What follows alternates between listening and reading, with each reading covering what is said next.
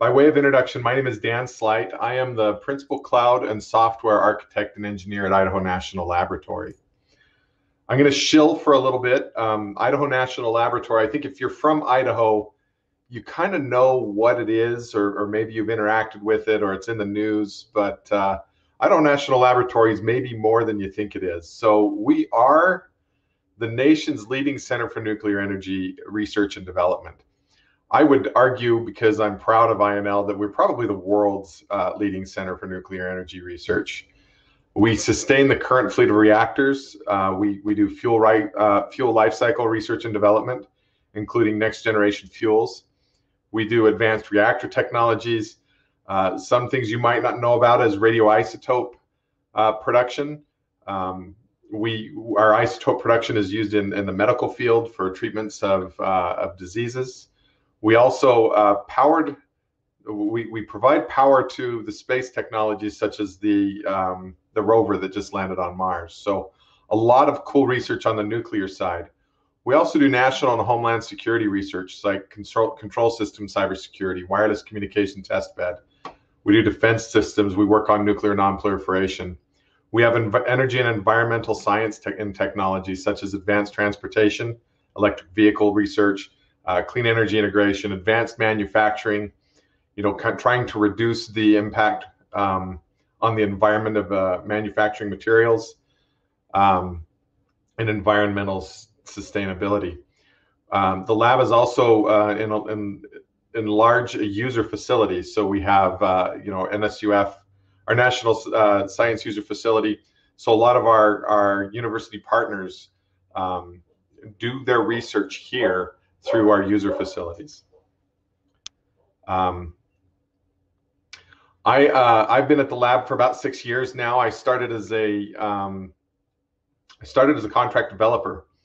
I've worked my way through some lead roles here, and I'm currently, like I said, the principal cloud and software architect engineer on the enterprise architect team. My focuses are largely on cloud and the way we move to the cloud and do it safely.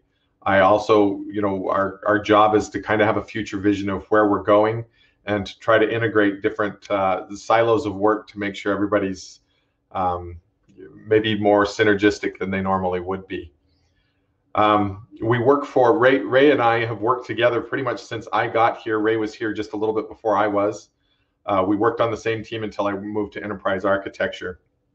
We work for an organization at the lab that's considered a support organization. We work for information management. And so if you took the IT umbrella, your enterprise software and development, your enterprise infrastructure and operations, those traditional IT things, and then we layer on performance management and information management, data management, enterprise architecture, and our company cybersecurity is part of information management. At other national labs, you might find cybersecurity is maybe disconnected from that. So that's a little bit about the lab and IM. But if you're ever interested in looking at jobs at the lab, we have IM is the support organization, but there are developers all over our mission organizations that are doing scientific computing and high performance. Our HPC group using our mainframes and things like that. So there are a lot of great opportunities here. I hope you take if you're interested, I hope you take the time to look. So we're going to tell a story. I'm going to tell a story that almost everybody has a version of, but to kind of set the stage on where we're at with things. So when COVID got serious, our lab leadership decided to send us to work remotely. We had about 2 days notice. And if for those of us that already had a laptop, this wasn't such a big deal. We just had to work from home. It was a minor inconvenience. A lot of the lab, we didn't have mobile devices for them. Additionally, we weren't really prepared. We were used to a pretty reasonable number of VPN connections a day. We had to almost handle 10 times what we had normally handled. So our infrastructure team was tasked with making sure we could support that. But from an employee standpoint, we kind of thought, we were looking at this flatten the curve model that we were being pitched. we were kind of thinking this was going to be about a 3-week thing. I didn't pack up anything from my cube. I mostly just, grabbed my backpack and stayed home.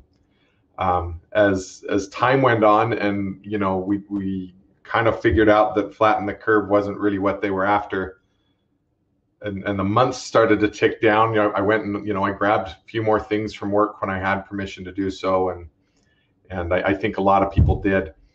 In order to adjust to working full-time from home, where it wasn't a choice for most employees, our lab allowed some more things to go home than maybe you would normally go home. There are a lot of monitors at home. There are even some desktops, although they had to be prepared to be a mobile device, with certain encryption requirements. But we've got people at home, and for the most part, they're comfortable. Some of the things that have really helped us is we had transitioned from using Google to using Office 365, and the maturity in teams had really helped us. So we were able to start being collaborative and working together pretty quickly, and that was good. As we look at the end of the pandemic, which I think we all hope is coming soon, with vaccinations rolling out, with numbers going down, especially here in Idaho. I think yesterday I looked, we're at 12.1 per 10,000 in Bonneville County, which is up, just a little bit, but still really low compared to where we were at our highs. So, we're hopeful that we're seeing the end of it. But in our case at the lab, and especially in information management, we're never going back to where we were. My office has been uprooted. It's no longer my office. I'm rather homeless when it comes to going back to work. Our organization is going to go to a hoteling model. We'll reserve a space. There will be a dock there, likely like a display link dock, so we'll be able to go plug our laptop in and work from there on days that we need to.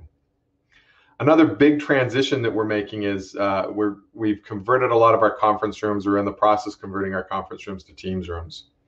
So our old story, and Ray's going to talk about this a little bit, but our old story had a lot to do with if somebody needed to join the meeting remotely, somebody else had to have the willingness to go in and bring a machine, hook up to the TV, and join them to the meeting, and they were an afterthought. And now they'll be the first-class citizen. And with the Teams rooms, the expectation is that there's no such thing as a meeting that somebody can't join remotely. With the exception of maybe some meetings that need to be held in sensitive areas. The thing that I really want to talk about in this conversation is mental health. Ray and I are both developers. I would say that it's probably true to say that developers tend to be introverts. And we tend to think that, hey, I'm perfectly comfortable in a dark basement hashing code all day, and it's okay to just leave me alone. I think maybe that's true for some. I don't think it's probably true for everybody that thinks that, because we're human. We're social. We survived evolution by collaborating. And I'd like to talk about some of the research that I've kind of looked into around some of those subjects. I have a friend, Dr. Cal Sellers, that I consulted with on this, and he sent me some really good information after really setting me straight on some things. So I want to talk about smiling. I'm going to smile at you a little bit. And I will provide some of these, some links to this when we get to Ray's portion. I'll throw them into the chat. But an NBC News article was talked about how smiling can trick your brain into happiness and boost your health. So I'm going to quote a little bit. The fact is, as Dr. Aisha Gupta explains, a smile spurs a chemical reaction in the brain, releasing certain hormones, including dopamine and serotonin. Dopamine increases our feelings of happiness. Serotonin release is associated with reduced stress. Low levels of serotonin are associated with depression and aggression, says Dr. Gupta. Low levels of dopamine are also associated with depression. And the article goes on to say, and there are plenty more studies out there to make you smile. Researchers at the University of Kansas published findings that smiling helps reduce the body's response to stress and lower heart rate in tense situations. Another study links smiling to lower blood pressure, while yet another suggests that smiling leads to longevity. Another article in SCL Health talked about maybe the rippling effect of smiling. It turns out the benefit of smiling aren't just limited to yourself.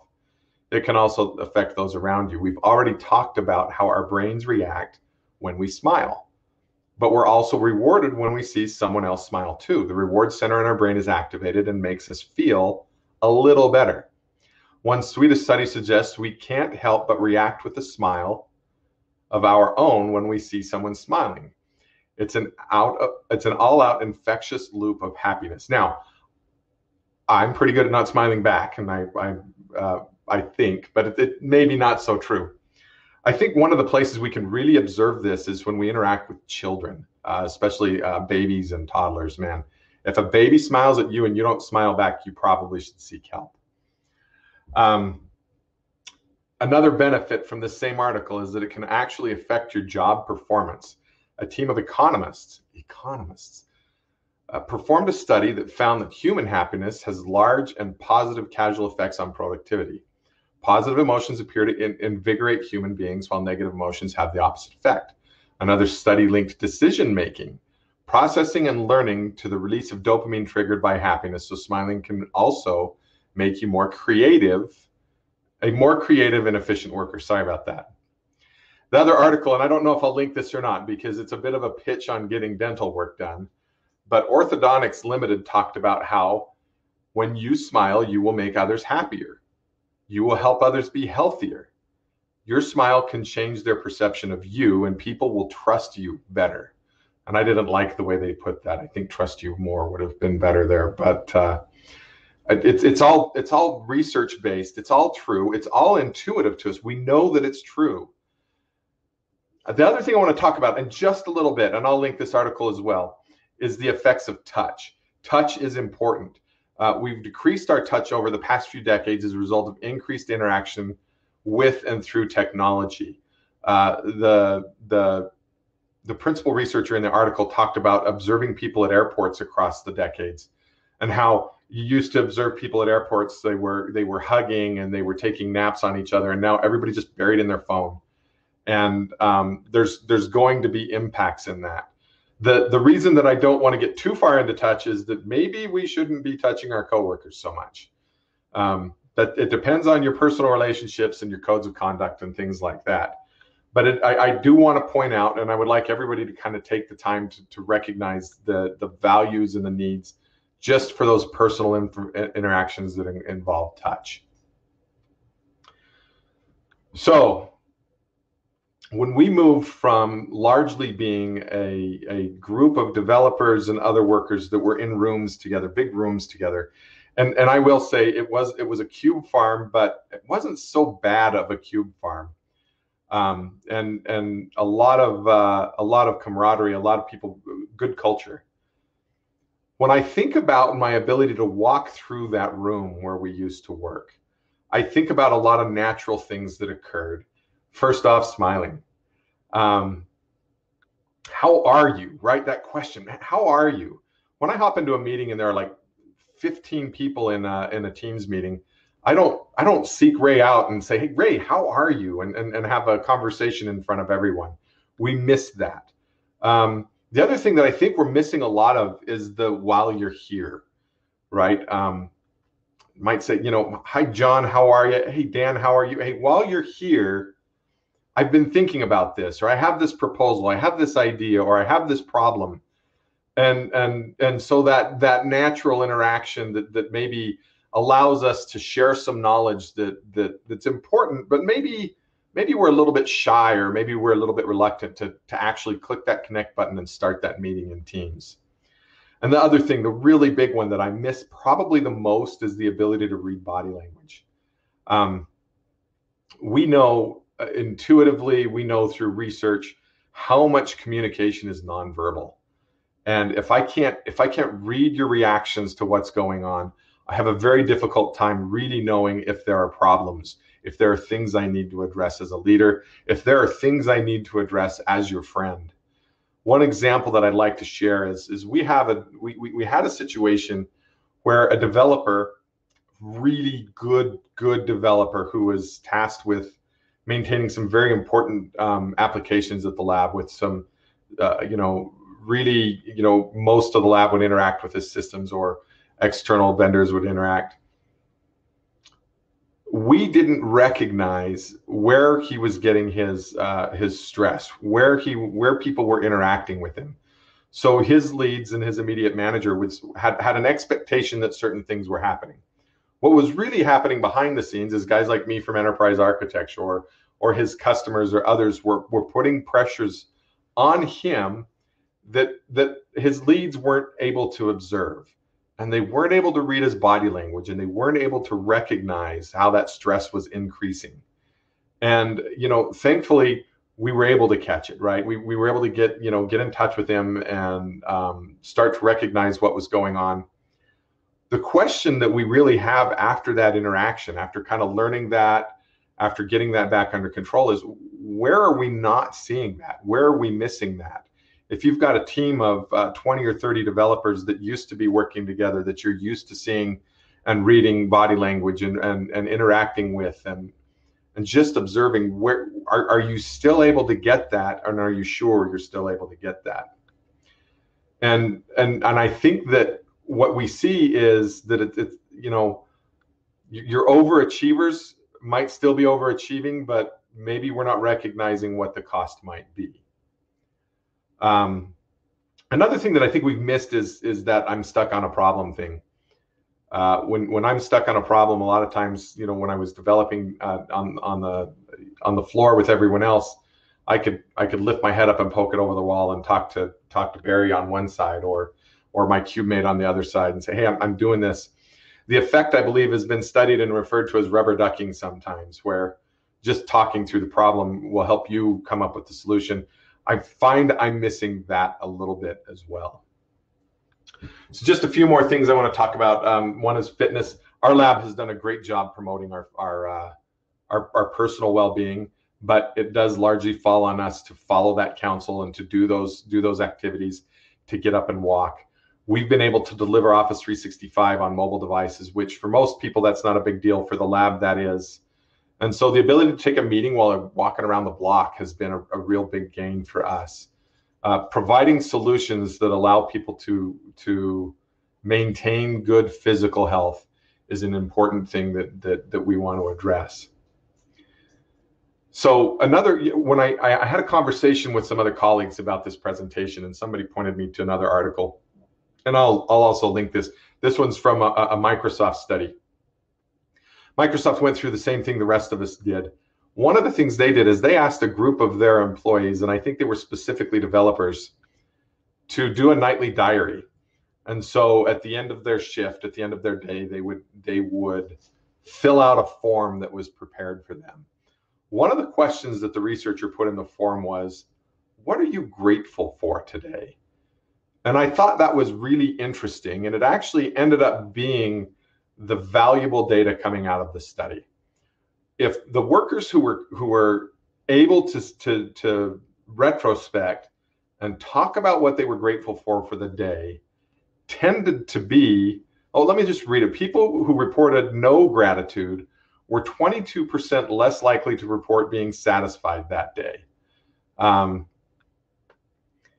So, there's something there, right? There's something to that, and we need to take the time to figure out what that is. Another thing that came out of Microsoft, and I'm not trying to shill Microsoft. It's a partner we have that's very good for us, but this is just from an information standpoint. Microsoft, either last week or the week before, released a new product or a product group called Microsoft Viva that really amounts to Microsoft recognizing the need to engage with employees. And there are 4 values that they talked about with the product, that the goals that they had were to connect and engage, to drive culture change, to upskill workers, and to ensure well-being.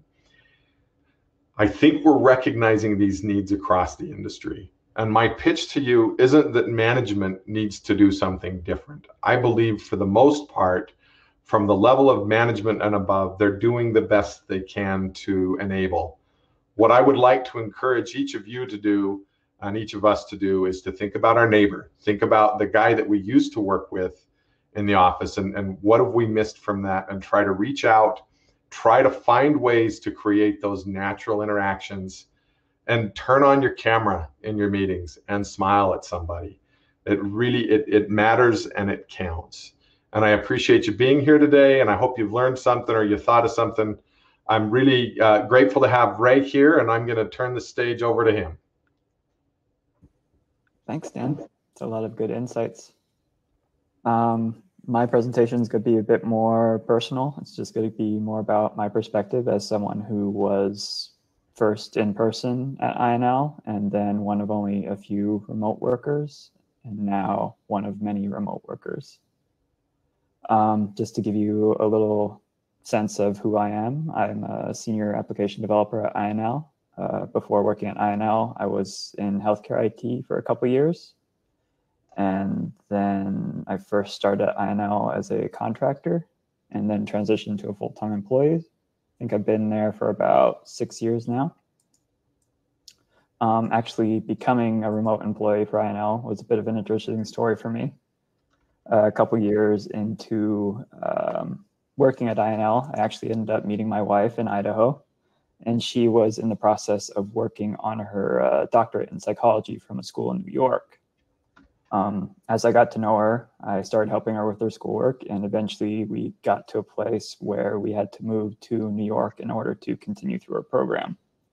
At the time, since there were so few remote employees at INL, I didn't think that it would be an option. However, my management greatly appreciated the work that I was doing for them and trusted my skills enough to allow me to work remotely. And I've been doing so since about June of 2018.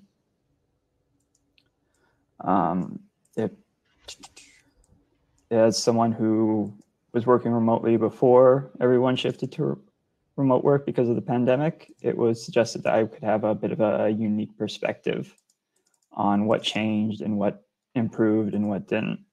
And I think from my perspective, there are really 3 areas that I think greatly improved when everyone went remote.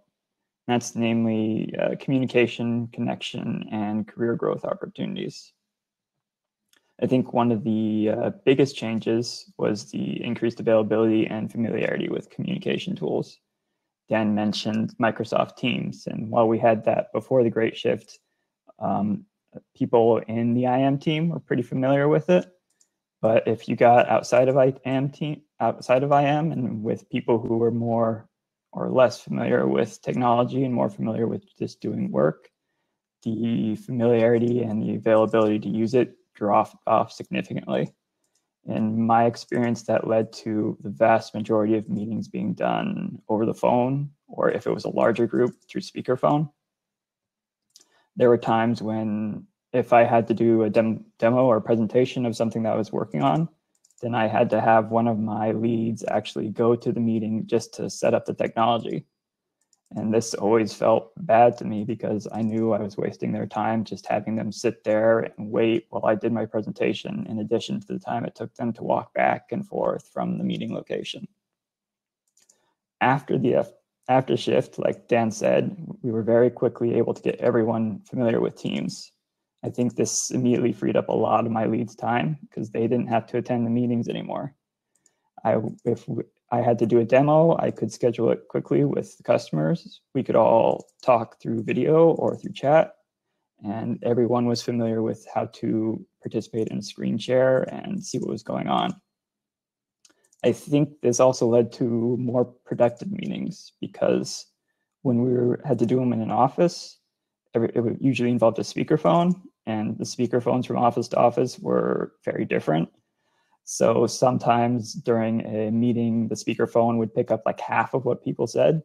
So I couldn't really understand or contribute to what was being discussed in the meeting.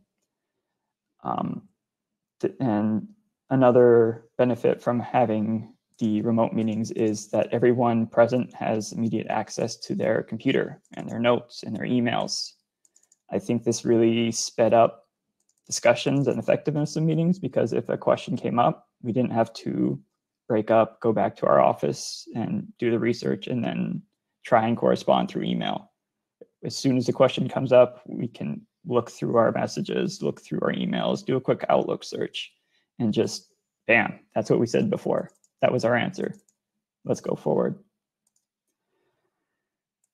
And I think especially in larger meetings where there's a lot of people discussing and there may be multiple aspects of the conversation going on, the aspect of a Teams meeting where you can have both a chat and a audio discussion going on allows for a bit of a splitting of focus. If people can pay attention to the main audio meeting and contribute, but if there are multiple team members who are more focused on a different aspect, they're able to have a discussion in the chat without subtracting or without disrupting the main conversation. With that said, I think there's still a lot of ways that we can continue to improve using these technologies. I think at INL, we could really use an increased familiarity with document sharing technology. We have Office 365, we have the capability, but a lot of people don't use it. They're used to passing documents back and forth through email, so they don't think about, okay, this is a working document. We're both continuing to make changes, so let's just put it in a shared document. This is something that I've used a lot in my personal life, especially as I've been helping my wife with her dissertation. We figured out that we could put a draft of the dissertation in a Google Doc. And then if we were working on it at the same time, I could make a change in one paragraph, and then she could be making changes in a second paragraph. And we would immediately see, okay, that's what the change looks like. I don't like how it looks on the paper. Let's undo it. Let's tweak it. It just sped up communication significantly. There's also the aspect of using a track changes within the shared document, which if I have the energy and capability to work on a document, I can do it. I can turn on track changes. And then when she has the energy to review it, she can see, oh, I made this change here. I made this change here. And it's easier and we lose less with trying to remember, oh, what did I do? So just taking advantage of that technology, I think, could really improve. I think another shift I saw at INL when everyone went remote was an increased emphasis on employee well-being and community. My managers and leads have always made the extra effort to emphasize the importance of work-life balance and care for our personal well-being. However, being one of only a few remote employees, I often missed out on the social events like birthdays and holidays.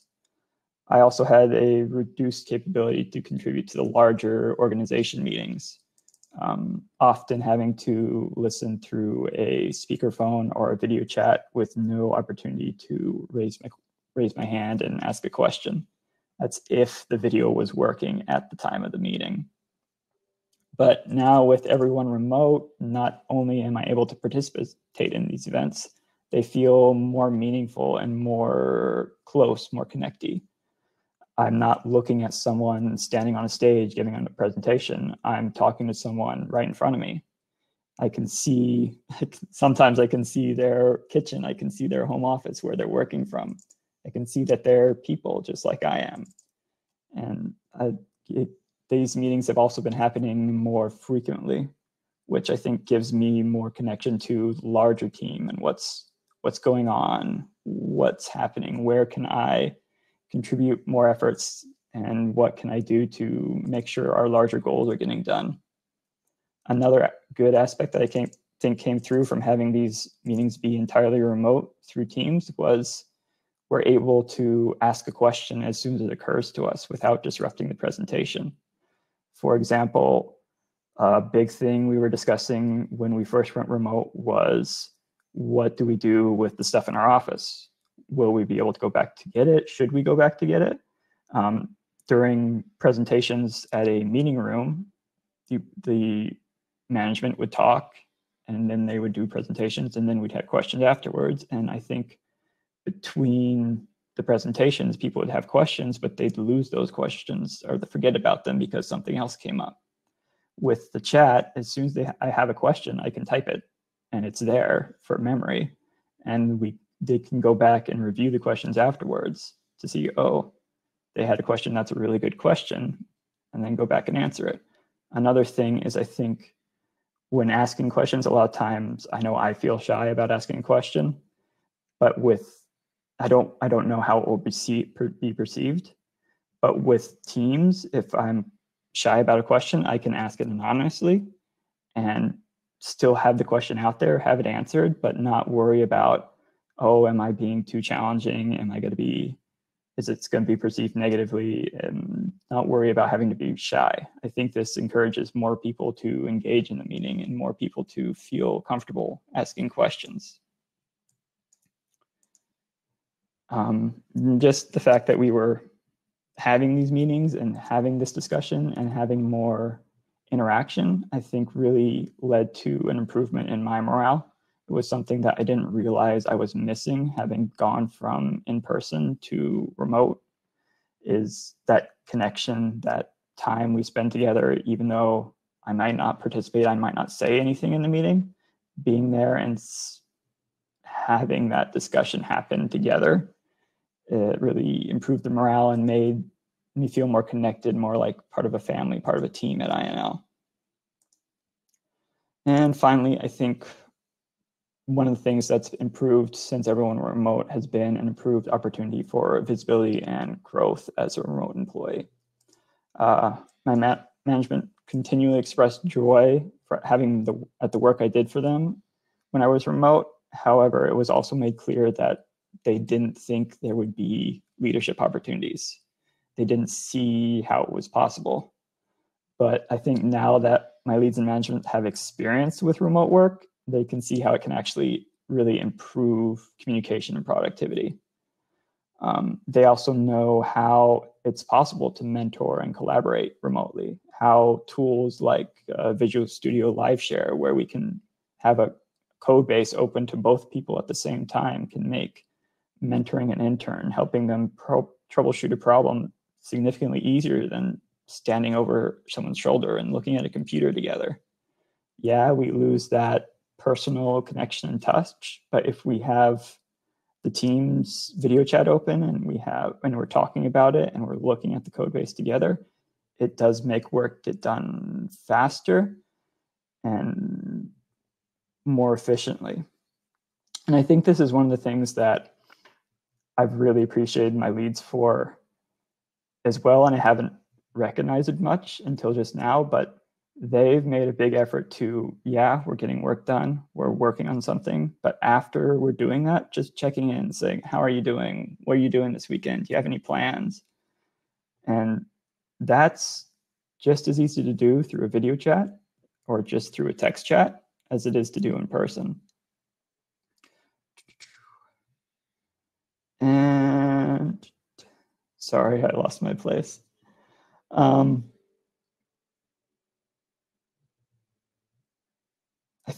think before everyone was working remotely, another issue I had was there was always the nagging feeling at the back of my mind that I was missing out on opportunities because it was easier for someone to just, like Dan said, pop your head up to the guy next to the keyboard next to you and say, hey, can you help me look at this?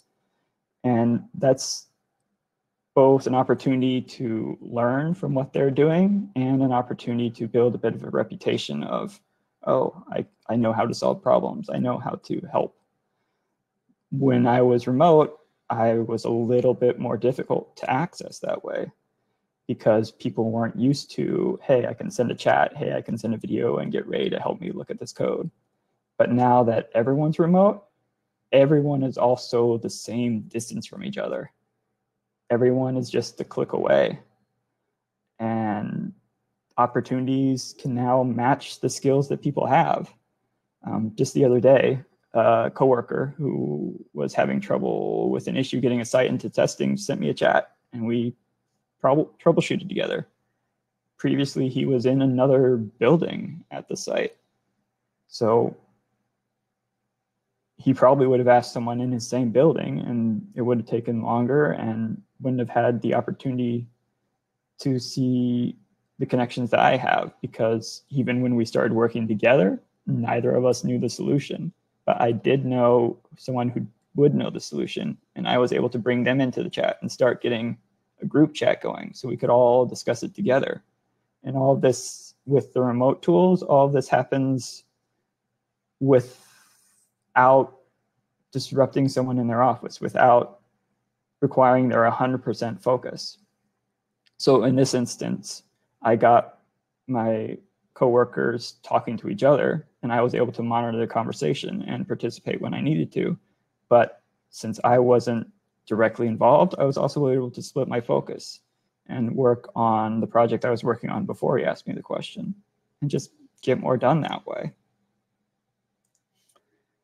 And I think this means that I now know if I put in extra effort in a project, if I do the extra work, I'm going to be recognized just as much as someone who's in Idaho, because there's not the hindrance of distance anymore. I think overall, these factors are really what make remote work beneficial and should really be taken into consideration as we go forward, with some people going back into the office, some people staying remote, and some people doing a hybrid.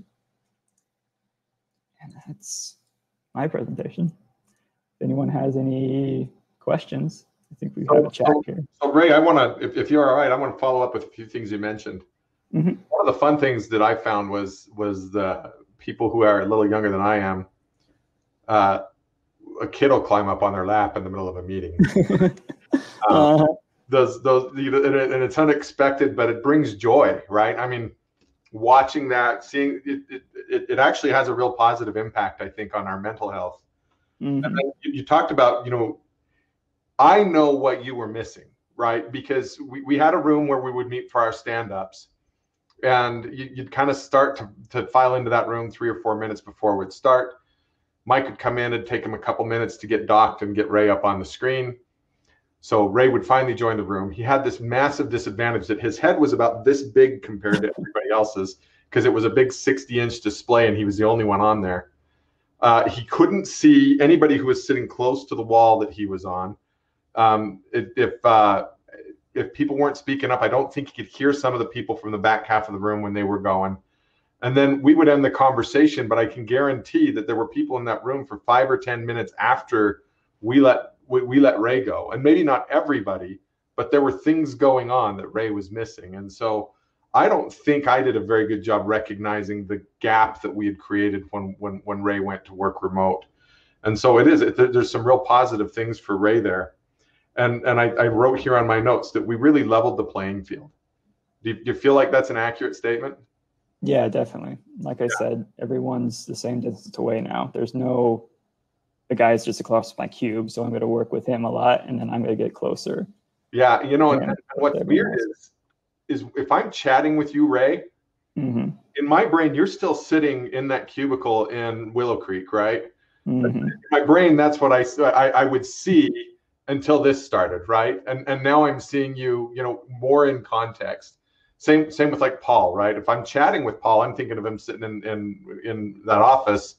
He turns his camera on and like, oh man, I know where you are. You're over on, So it's been pretty cool. So I'm not seeing anything in the chat. I will say, Julie, we've not used this before and it's new to us, but I'm pretty sure I could click on you and bring you onto the stage.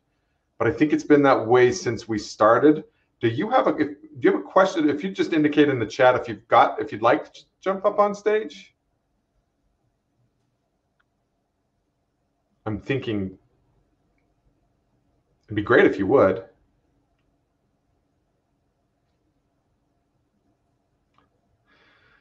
Yeah, I'm not seeing a lot of activity in chat. I think we've gone most of our time here, Ray. Is there anything you want to close with, or? No, I think we covered it pretty well. A lot of benefits to remote work, a lot of stuff to take into consideration, a lot of ways to improve. So, all right, feel free to reach out. Thank you for attending, and hope we see you sometime. Take care. Have a good one.